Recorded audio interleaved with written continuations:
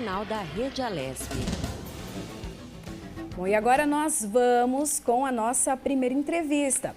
Vamos falar sobre habilidades profissionais que serão exigidas no futuro mercado de trabalho. A pandemia acelerou as transformações que já estavam acontecendo pouco a pouco no mercado de trabalho. E diante disso, o relatório do futuro do trabalho pelo Fórum Econômico Mundial apontou algumas habilidades que os profissionais precisam desenvolver para acompanhar as mudanças e as novas demandas. Sobre esse assunto, nós vamos conversar agora com Rebeca Toyama, que é especialista em estratégia de carreira. Bom dia, Rebeca. Seja bem-vinda aqui ao Jornal da Rede Alesp. Bom dia, Priscila. Bom dia, Melissa. Bom dia a todos. Rebeca, como e por qual motivo o brasileiro precisa estar mais preparado para o mercado de trabalho do futuro? Bom, as mudanças que já vinham acontecendo antes da pandemia, elas foram aceleradas nesse cenário, né? Então, a forma que a gente vai se relacionar, a forma que a gente vai atender as necessidades dos clientes, dos consumidores, ela começa a mudar. A inserção da tecnologia, a digitalização, tudo isso que a gente vem assistindo, mesmo que não querendo ver, está aí, né? Entrou na nossa casa, home office, nomadismo digital, uma série de coisas. Então, assim, ou a gente, né, consegue desenvolver novas competências que atendam a essas demandas, ou, né, a gente vai acabar ficando obsoleto no mercado. E eu acho que é válido, né, destacar que não é um desafio só do Brasil, né? Nesse aspecto, a gente tá passando pela mesma tempestade. Talvez cada nação num barquinho diferente, né, numa embarcação diferente, mas é um desafio global, como no relatório do Fórum Econômico que você mencionou agora há pouco, mostrou também aí mês passado. Rebeca, ao longo dos anos, né, dos últimos anos, principalmente com o uso, né, com maior frequência da tecnologia, o acesso também à tecnologia, à internet, ficou ali uma readequação dos profissionais de uma forma mais rápida, né? Afinal de contas, cada dia ou cada ano tem uma tecnologia nova e é preciso se adequar a isso. Agora, com a pandemia e nós precisamos utilizar essas ferramentas até com maior frequência, mudou alguma coisa nesse sentido, dessa adaptação do profissional do futuro para as novas tecnologias? Sim, além da velocidade, que é uma característica do momento, que você terminou de mencionar, a gente tem a fusão da tecnologia na nossa vida. A gente tem a integração, muitas vezes, dessa tecnologia no nosso próprio corpo. Se a gente olhar agora ao nosso redor, a gente está cercado, né, por internet, por conexões, a gente está cercado por tecnologia. Então, essa inserção, até por conta do isolamento, distanciamento social, ela acabou ficando mais presente. Eu acho que também é legal a gente compartilhar que a gente já passou por outras revoluções, né? A gente já foi, enquanto mão de obra, a gente já foi substituído em outros momentos. Vou pegar um exemplo simples, carro de boi, trator, ele aos poucos foi substituindo, né, algumas atividades das pessoas no campo por uma outra forma, né, de lidar com aquilo, né? Se hoje não fosse a tecnologia, a gente não teria conseguido superar ou sobreviver à pandemia, a gente não estaria conseguindo, por exemplo, talvez alimentar 8 bilhões de habitantes ao redor do mundo. Então, a tecnologia, ela vem, né, ela começa a ser inserida, e aí um mau caminho é a gente achar que ela vem trazer só malefício, olhar só para o malefício. Talvez um outro mau caminho também seja olhar para ela como a salvadora de tudo, né? Eu acho que a proposta aqui, principalmente, né, 2020 mostrou-se isso, o convite seria a gente resgatar o nosso lado humano, porque com esse lado humano, a gente não tem concorrência quando a gente fala de tecnologia. Uma máquina, ela não vai substituir o ser humano enquanto humano, ela vai substituir tarefas que um ser humano faz, que ela pode fazer de forma mais rápida, de forma bem feita. E aí vem, né, até um reforço da sua primeira pergunta, que é por que a gente tem que desenvolver novas competências, porque a gente vai precisar aprender, escutar melhor essas necessidades, a partir dessas necessidades, encontrar oportunidades de trabalho, oportunidades de empreender, e por conta disso, eu vou precisar desenvolver novas competências. Acho que tem 2 números que é bacana a gente compartilhar aqui, que eles são bem informativos, é que entre 2025 e 2030, praticamente 50% da força de trabalho vai ser tecnologia e 50% da força de trabalho vai ser humana, né? E isso é um dado que está lá, né? O relatório tem 232 páginas, é um relatório que está lá muito bem embasado. Os relatórios do Fórum Econômico, eles sempre, né, trazem, né, uma curacidade de informação bem interessante. Então, esse é um dado importante, né, que essa fusão de tecnologia, não só na nossa vida profissional, ela também vai acontecer na nossa vida pessoal. Então, quanto antes a gente entender essas possibilidades, melhor vai ser. Um outro dado que também acho que é importante, até para ninguém entrar em pânico, meu Deus, vou ficar sem ter o que fazer, é que assim, sim, a gente vai ter em torno de 85 milhões de vagas de emprego extinta nesse período. Só que a gente vai ter em torno de 92, alguma coisa em torno disso, milhões de vagas, de novas vagas surgindo.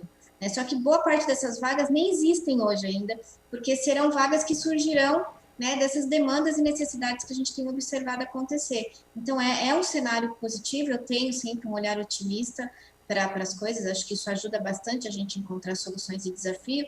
Então, a gente vai ter muita oportunidade, só que a gente vai precisar ficar atento, né, atento à necessidade do outro, atento a como usar a tecnologia para atender essas demandas. Rebeca, você falou agora sobre profissões que acabaram desaparecendo ao longo do tempo. A gente pode até lembrar aí do datilógrafo e outras tantas que acabaram sendo substituídas, né, pela tecnologia, né? Uhum. Eu queria saber sobre a questão do profissional, que, por exemplo, no caso do datilógrafo, ele se preparou a vida toda para executar essa tarefa, pensou naquilo como um norte de ganhar a vida, né? E acabou que não tem mais essa profissão. Como que tem que ser a cabeça do profissional para se abrir para essas novas possibilidades?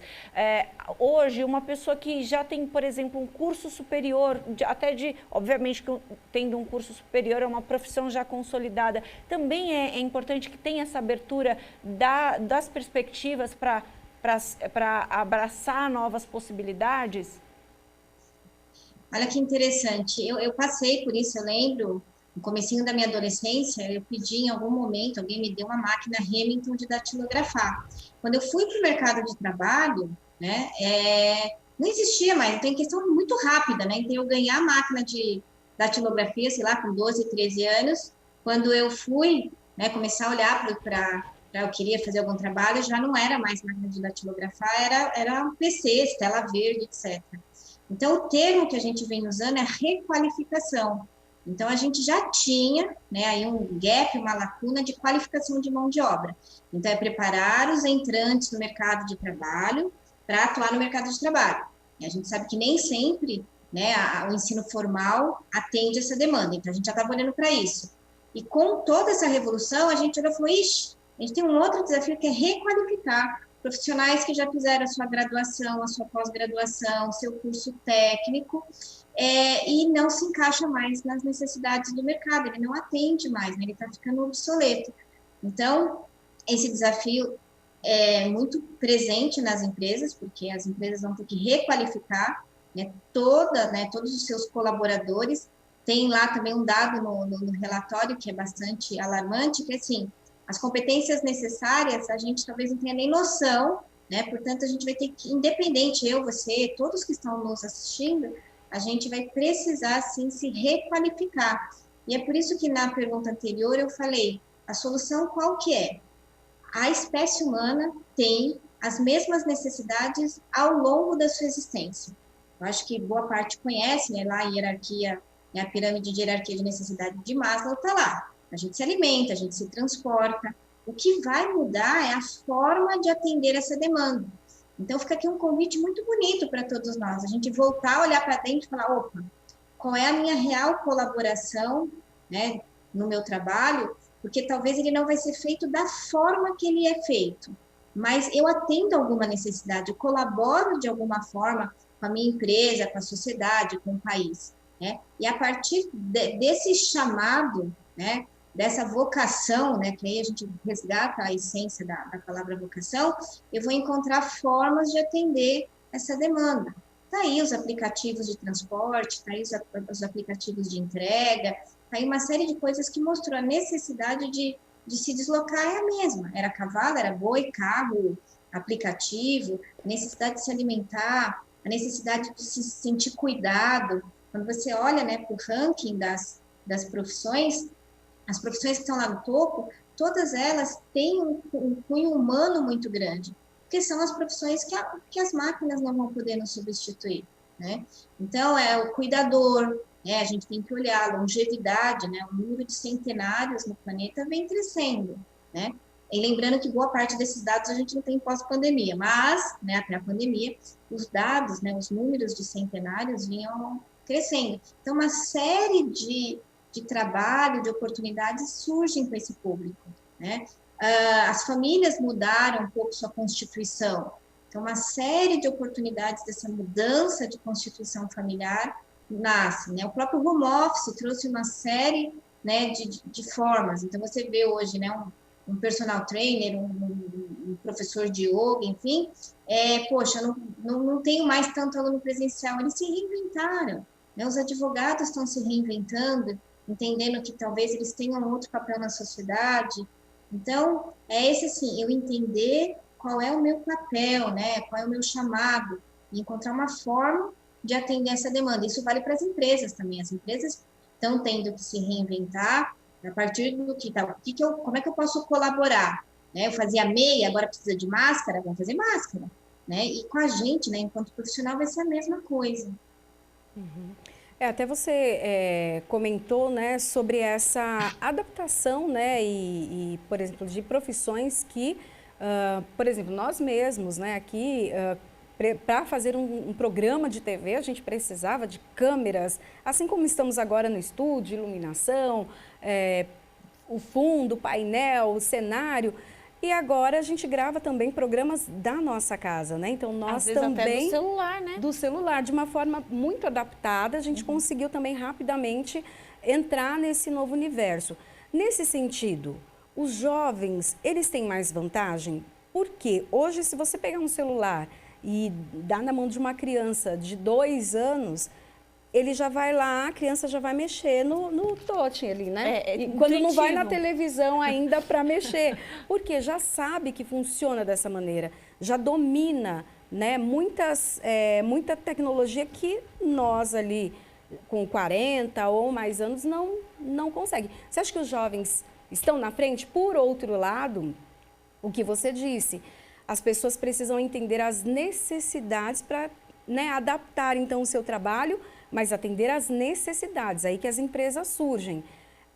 Mas os jovens não têm essa expertise, essa vivência.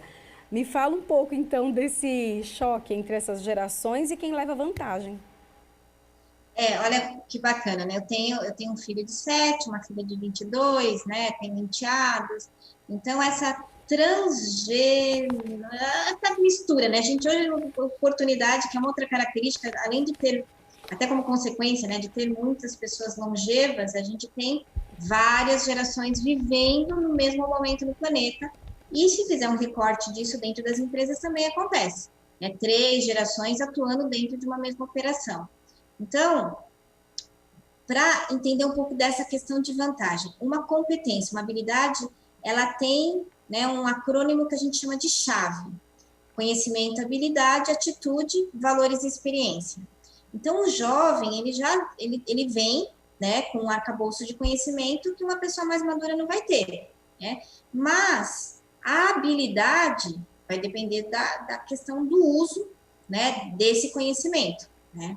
E aí foi muito legal na pandemia você ver pessoas de 70, 80 anos com tablet na mão, iPhone na mão, né, smartphone na mão. Então, começou-se a desenvolver habilidades, né? E aí tem a tal da atitude, que é pegar tudo isso, tirar o bumbum da cadeira e fazer algo. Só que valores e experiências, principalmente aí o E da experiência, a gente adquire ao longo do tempo, né? Então, qual que é o desafio aqui? É a gente fazer essa mistura toda. Por isso que quando você vê, né, programas de mentoria, né, as startups que acabam crescendo, né, e dando certo, elas têm essa mistura. Alguém que traz o E da experiência, né, que destaca a importância dos valores numa carreira ou num negócio, e alguém que tem um conhecimento múltiplo, né? Só que quando a gente não tem maturidade, não tem autoconhecimento, o que acontece?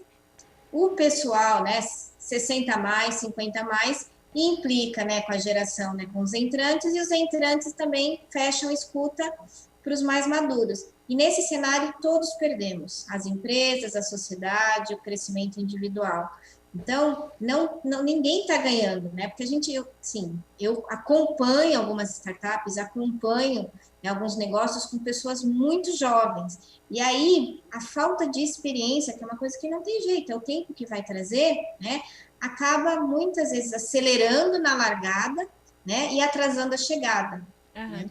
Então, essa mistura seria o mundo ideal, porque nenhum dos dois, né, vai ganhar o jogo sozinho, nem os experientes, 50 mais, 60 mais, 70 mais, e nem os entrantes, né? Porque é como se fosse um quebra-cabeça. Eu sempre uso essa metáfora com os nossos clientes, é um quebra-cabeça. E desse quebra-cabeça, cada, né, tribo dessa, né, os 60 mais, os quarentões, né, os mais jovens, tem um pedaço desse cenário. Então, se a gente não conseguir colaborar com uma outra competência, né, integrar esses saberes, essas experiências, a gente não vai conseguir ter o quebra-cabeça pronto. O que é o quebra-cabeça pronto? A solução daquele problema acontecendo, né? Ela se materializando. São vivências que se completam, né? Rebeca, a gente queria agradecer muito a sua participação aqui no Jornal da Rede Alesp. Ninguém diria que você tem uma filha de 22 anos. Não é? Não é verdade? Muito obrigada pelas suas informações e até uma próxima. Tá, joia. Obrigada, bom dia a todos. Obrigada, bom dia para você. Uma outra competência também que é muito importante, que os profissionais também falam muito, é essa questão da inteligência emocional, né? Que daqui a algum tempo também já é valorizado, mas vai ser ainda mais valorizado. Então a pessoa se conhecer, saber das suas competências, saber dos seus defeitos e limites também, e trabalhar, saber né? ponderar as situações limites também, isso é muito importante. Sim. Ainda mais no que a gente está vivendo, né? E agora, né, conforme a Rebeca falou, essa junção entre as pessoas mais experientes com os mais jovens, quem ali conseguir, né, se adequar e trabalhar junto, aí já ganha muitos pontos, hein?